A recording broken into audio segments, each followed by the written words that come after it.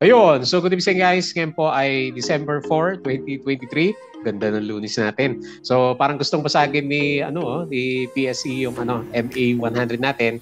So good vibes tayo sa galaw ng market for today kasi maganda nga nag-up siya ng 0.63%. So nag-close tayo, pabalik tayo dito sa MA 100. Mukhang malakas naman yung candle natin, 6,284.37 plus. Siyempre, inaabangan natin, meron tayong 287.54 million na net foreign buy dito sa ating market. So yung galaw natin pala last Friday, hindi ko sure kung net foreign buy talaga yon kasi may transaction pala dito kay SPNAC, di ba?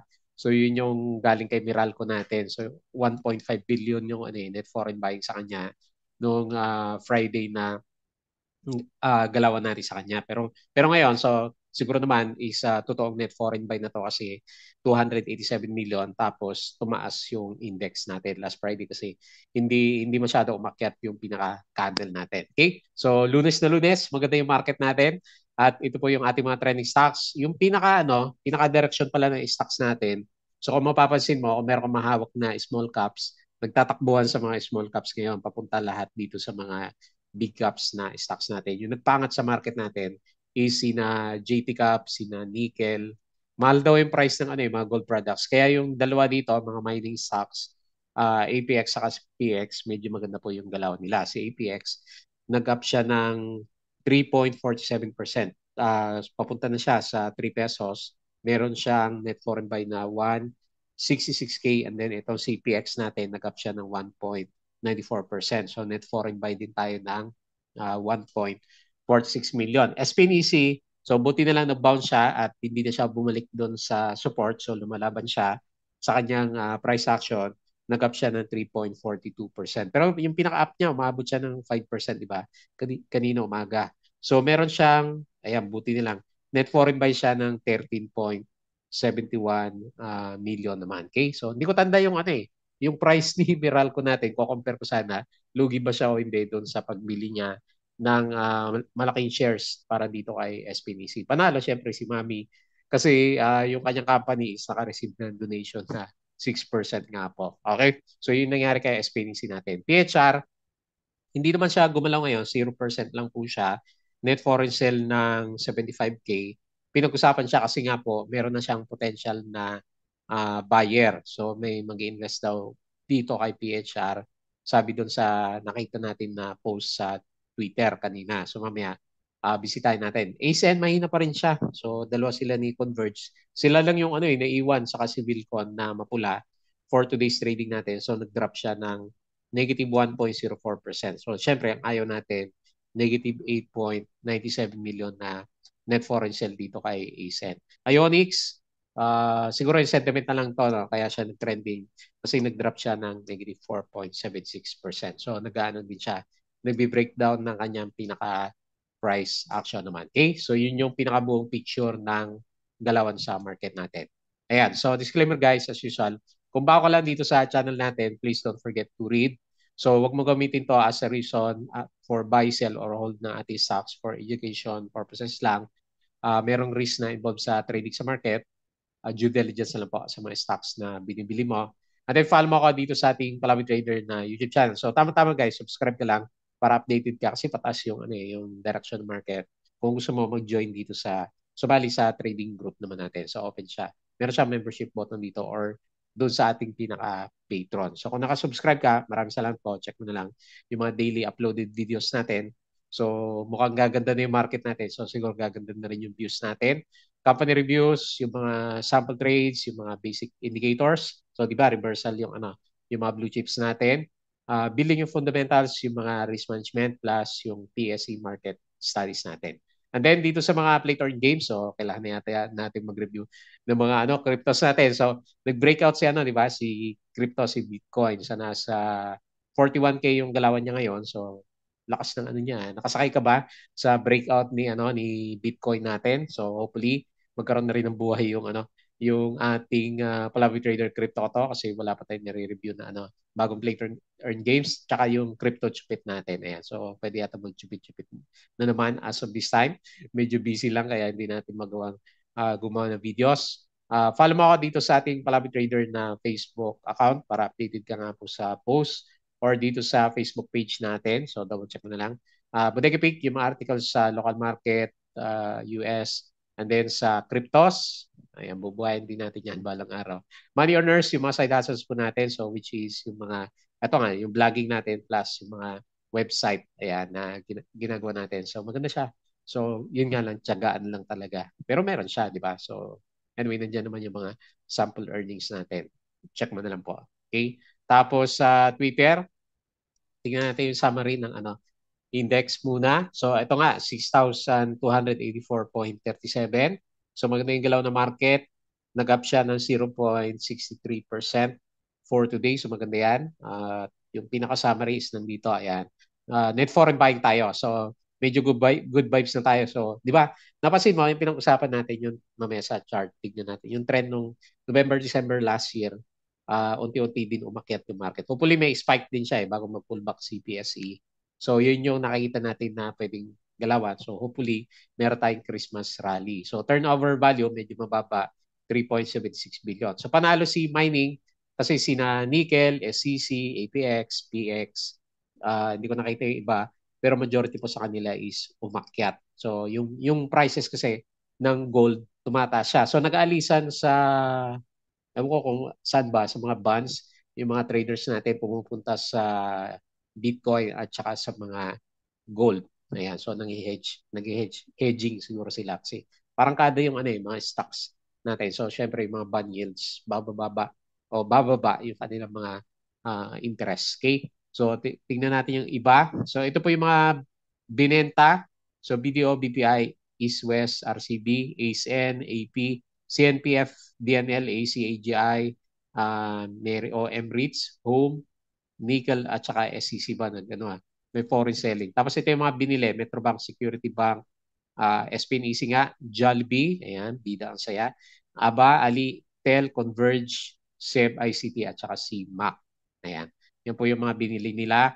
So, Davao Base, ito yung news natin kay PHR. Kaya po siya pinag-usapan kasi tinitignan ko yung price niya. 0% naman yung galaw. So, Dennis Oi's PHR Group says in substantive talks with other investor to buy Emerald Bay Project Casino assets after failing to reach deal with Cebu Apple One Properties. Ayan. So, nag-fail na naman pala yung di ba market siya last time. So, hindi natuloy yung investor niya. Naghahanap siya ulit. Ayan. So, meron daw substantive talk. So, meron siguro. May ito pang bagong buyer si PHR natin. Okay?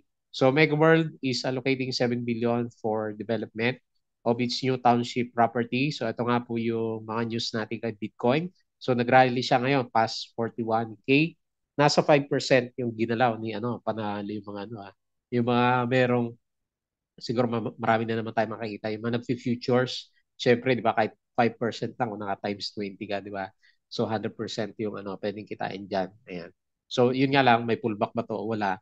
So syempre yun yung iti-trade ng mga speculators na traders. Union Bank Philippine raises 18.17 billion for each peso fixed rate bond.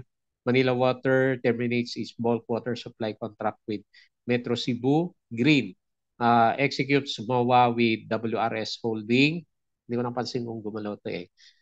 Asian stocks mix daw. Bitcoin is na 40K, tapos ngayon 41 na. ICT was the most actively traded stock last week. Double Dragon says expect increase in customer daily foot traffic. Ano kaya nangyari sa mga POGOs natin? May init pa rin yung mga POGOs eh. Ito yung mga winners kanina. Bitcoin pa rin, yung mga post natin. Mer, subsidiary under MGen has taken step in its investment in SPNEC nga po. Tapos dito to offer enterprise-grade connectivity, Union Bank, coming up, SPNEC meeting, November CPI data, ayan. Drops 20% the first day back. Siyempre maraming gustong umalis ba. Tagal kasi niya na-hold, di ba? Halos 6 months. Okay, so yun po yung mga nakita natin. And then the rest is mga galawan na to last week to, no? Okay. So anyway, yun lang po yung mga posts na nakita natin for today.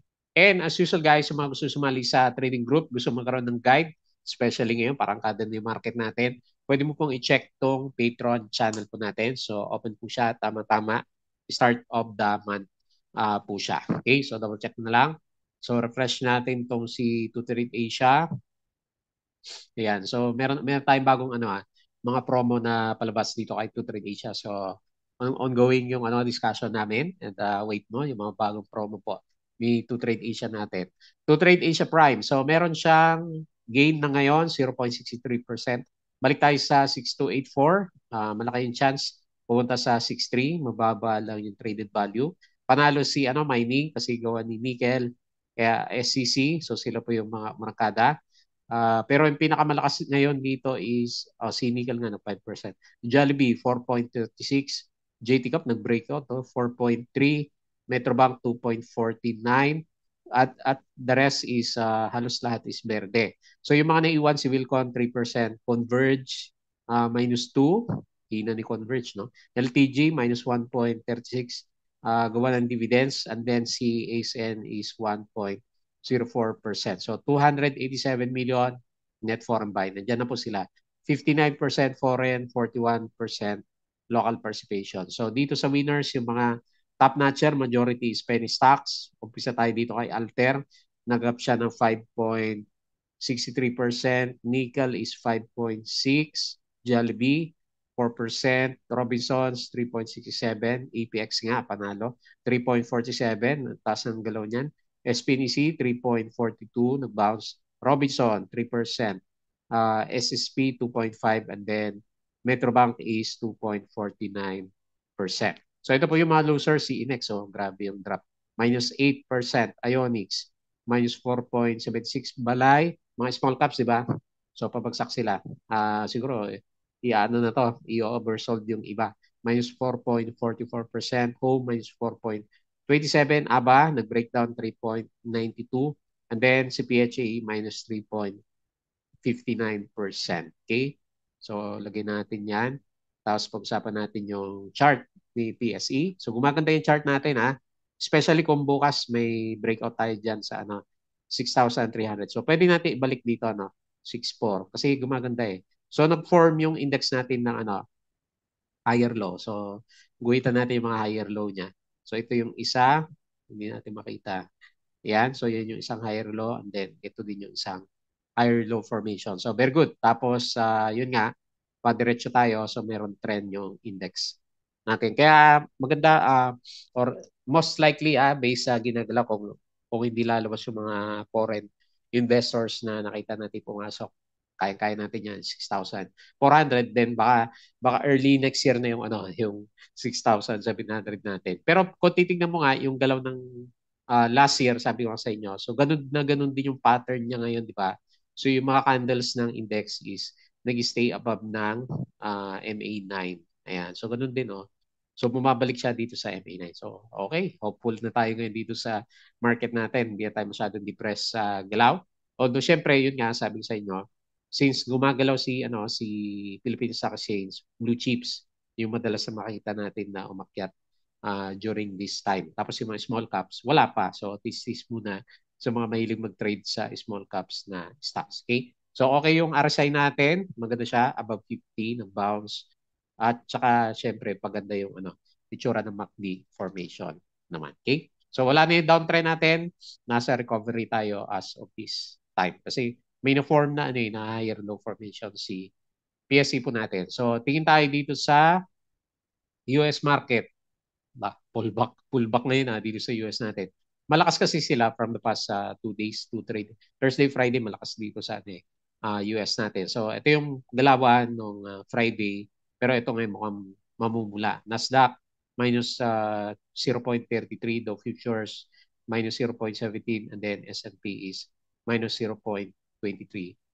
Okay? So European market, sumasabay sa negative sentiment ng US, pero last Friday, okay din naman to. And then, dito sa Asia, mix tayo na. Okay, medyo mix tayo. India, nag-up ng 2%. So, medyo mix tayo. Ayan. So, hindi pa masyadong overblown yung yung syempre yung kung napapanood nyo na, di ba, yung mga sabi is dumaraming kaso ng pneumonia sa bandang China. Hopefully, hindi siya trigger happy sa sa rally ng market natin. Kasi parally na si PSC. So kung may negative news ulit, pwedeng ma-hold yung yung rally natin. And then, congrats mga Cryptonatics. So, ito na. So, abot daw ng 100K si ano, Bitcoin. So, based sa galaw niya, malakas siya ngayon. So, nag-up siya ng 5%. So, 41.5 na. Galing. Ethereum 2.2K, tapos CBNB is 230. So, the rest, Verde, yung galawan nila, no? 7% si BCH. Si Dodge, asa ba si Dodge? 3.67%. So maganda, yung nakikita natin sa Bitcoin. Malay mo, pitikin nila yan hanggang 45K, di ba? So malaki yung ano, igagalaw ng crypto natin. Ayan. So nakapag-ipon ka ba ng Bitcoin? Ayan. So nandito ako sa BNB dati at saka doon sa ibang crypto assets. Wala ako masyadong konti lang yung Bitcoin na ano, hawak natin. So hindi natin masyadong ramdam yung ano, 5% na galawan naman. Okay? So yan lang yung overall picture. Maganda po dito sa crypto. Balik tayo dito. Refresh. Buyers and sellers. And then pag-usapan natin yung mga stocks. Okay? So nag-bounce si ano, SPNEC. Good relief yan sa mga may hawak sa kanya kasi laki nga naman ng ano, ng drop niya. So kung hindi ka pa nakalabas, so tingnan natin kung meron pa siyang iakyat ulit. Pwede na ba ilagay dito sa ano, 1.34 yung resistance? Lumalaban yung ano eh, yung price natin tapos may net foreign buy. So tingnan natin kung tutuloy tayo dito sa bandang 1.34. Kasi tinitignan ko yung earnings niya, may mga letter E kay Investa. Based doon sa ano, okay naman siya, no? May earning na pala itong si ano, SPNEC natin. So hopefully matuloy yung recovery, pero malakas na resistance to. So sakaling umabot siya dito, mauntog siya dito sa gap natin unless meron siyang parating na catalyst naman. Ayan. So tignan natin bukas. Itaas na ba natin yung support? Andito kasi yung ano. So anyway, ano naman siya, nag-bounce ngayon. So tingnan natin yung ano, yung 1.16 na support bukas. Hopefully mag-stay siya dyan para malaki yung chance mag-revisit dito sa 1.34. Pag hindi, normally kasi ito yung ang dami kasi lumabas eh. So naubos yung sellers kaya nang bounce. So kung wala siyang masyadong positive news, and then maging issue ulit yung donation na yan, so alam mo na yung pwedeng mangyari sa kanya. So watch out na lang sa support 1.16. Yung price action naman magsasabi kung ano yung gustong galawin ng stock. Okay, so based dito sa price action, so nagka po siya ng 3.42%. Abacus daw yung ano, pachupit-chupit dito kay ano, SPNEC. Naka-block yata to eh, yung ano ba tawag doon? Yung bibili siya ng 1,000 shares. So, bili siya ng bili ng 1,000 shares. So, kaya nag-stay yung price sa bandang taas. Meron siyang net foreign buy na 13.7. So, siguro nakasalo din siya sa ilalim last time. So, siya yung ano, Abacus yung ano, hinete natin, buyer and seller kay SPNEC naman. Okay? So, nandun pa rin yung negative news nung donation.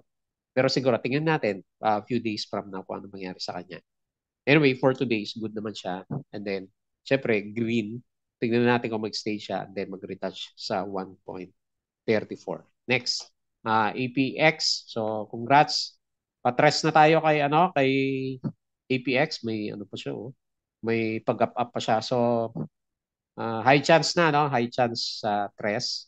So, ang tanong lang kung mauntog siya dyan bago mag-breakout or magbe-breakout muna siya bago mag-pullback. Kasi may ano naman siya, may mga higher low na FINOR bago siya dumiretso dyan sa area natin yan. So, laki na rin ang ginalaw niya, no? Dito sa support. Ayan, no? Halos 10% na rin yung ginalaw niya. Tapos, yun nga, pinipredict natin is abot siya dito sa 3 pesos.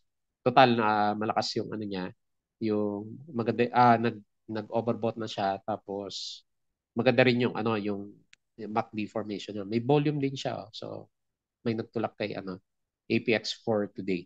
So 3.47% up, Unicap call ang buyer, Citysec Wealth yung ating seller. Meron siyang 166K net foreign buy. So konti lang. Locals yung nagpapagalaw ng price. So yung catalyst natin, global prices po ng gold. Tumataas siya. So 3.04%. Next, PX, kapatid niya sa Galaw. So nag-gap up din pala si PX. Oh. So meron na pala siyang na-establish na support dito. Ayan, tapos ngayon, tignan natin kung abot tayo dito sa 3.2. Ayan, tres na to. Pares pala sila ng presyo eh. Okay, so anyway, hopefully umabot siya dyan. So ito naman yung trading channel niya. Ayan. So matagal pa siguro no, December 15 yung ano. Based sa chart natin and then ito yung trading channel natin. Okay? So may ugali siya, ang ugali naman niya, malaki yung bounce, tapos ng pullback, malaki yung bounce, tapos yung pullback. Ayan. So depende pa rin bukas syempre kung ano yung gagalaw niya. So maganda yung RSI niya, papunta na rin sa overbought and then ganoon din yung MACD formation. May volume din siya kahit paano eh. So tingnan natin sinong hinete. So Citysec, SBQTs ang buyer.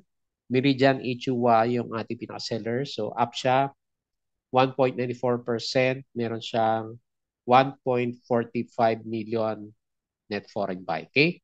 So good vibes yung ano, yung mga traders natin kay APX at saka PX kasi tutuloy yung ano eh, yung mga breakouts nila. Next, PHR. So gaya ng sabi ko sa inyo kanina, hindi naman siya gumalaw sa price action pero meron siyang bagong buyer daw ulit. Kung wala siguro yung news na yun ng bagong buyer, baka nag-pullback na si PHR kasi nag-walk out, di ba? Hindi na tuloy yung ano, yung nakakausap niya pero meron na daw ulit. So kaya siguro hindi nag-react na negative yung ano, yung price action. So ano din siya, may trend din na mag-breakout sa piso pala oh. Piso pala usapan natin kay ano, PHR natin. So tingnan natin kung recovery na ba 'yan or ayun oh, kasi may mga side din naman yung ano nakikita natin. Hopefully matuloy yung ano kung sino man yung buyer na yun kasi kung hindi 'di ba? Kasi yung nagpataas naman nito yung balita na meron na siyang buyer, 'di ba? So kaya umakyat siya last time. So laki din, no? Mantakin mo yung galaw niya, no? 50%. So ang characteristic is may consolidation. Ayan, marami tayong stocks ngayon na ano, na ganito nagko-conso. So inaantay na lang natin is mga breakout naman nila. Ayan. Price action wise, 0% AAA. FMS, ang buyer call video on seller, 75K net foreign sell. Next. ASEN. So, negative kulelat pa rin si ASEN natin. Hopefully hindi mag-breakdown yung ano yung price natin sa kanya. Kasi yung buying ng foreigners wala pa rin eh. Ayan. So naubos. Dito dati may buyers ng foreigners pero lumabas sila dito. And then ngayon lumalabas pa rin yung iba. So hindi pa masyadong clear yung ano. Although parang double bottom siya dito. May nakikita kasi tayo na ano eh net sell. So negative 1.04% minus 8 million no. Net foreign sell. FIAP call ang buyer, BPI call ang ating pinaka main seller. Wala naman sina JP Morgan dito. So ganyan lang muna, support lang muna. Pag-usapan natin, hindi pa ano yan. Hindi pa natin makita yung reversal. And then lastly si Ion. So siguro si Ionix representative na ng majority ng mga mahina na stocks natin. Kasi yung mga small cap nagda-downtrend nga po sila. So hindi pa tapos si Ionix natin kasi kaka-breakdown niya lang eh tapos kaka-oversold niya lang. So marami na umalis siyempre kasi maraming 'di ba gumagalaw yung ibang stocks. So baka lumilipat yung iba. So support is piso na pala yan no. 0.93. So watch out na lang baka kasi maging strong trend yung ano MA9 MA9 na resistance especially medyo nag-breakdown sa support si ano si Ionix natin. Okay? So based sa price action, minus 4.76%. Call Strategic Q, ang buyer. Call FMS, yung ating pinaka-main seller. Okay? So yun lang, no? Yun lang yung galawan ng ating market for today. So ano, medyo bullish na tayo sa market ha kasi may ano na eh, may reversal na tayo na obvious na nakakita naman sa kanya. So papunta nga sa ano eh, overbought yung ano index natin. Hopefully may rally tayo. Yung tinatawag natin na Christmas rally. So parang yung ginawa niya dati dito last time. So nag-pullback lang siya November to no, napaaga yung ano niya dito eh. Nag-pullback lang siya nung meron siyang malakas na spike sa index natin. Okay? So bantayin natin, lunes na lunes, ganda ng market. Hopefully ganyan ulit bukas. So bago tayo close, please don't forget to subscribe dito po sa ating Palami Trader na YouTube channel. Join ka lang sa group guys kung sumunod guide. Crypto ko to, Facebook account, Facebook page, Bodega Peak Money Earners, Twitter, and Patreon sa mga susunod guide or trading guide dito sa Philippine market. Sali ka lang po sa Patreon channel natin. Okay, so yun lang. Maraming salamat. Kita po ulit tayo bukas.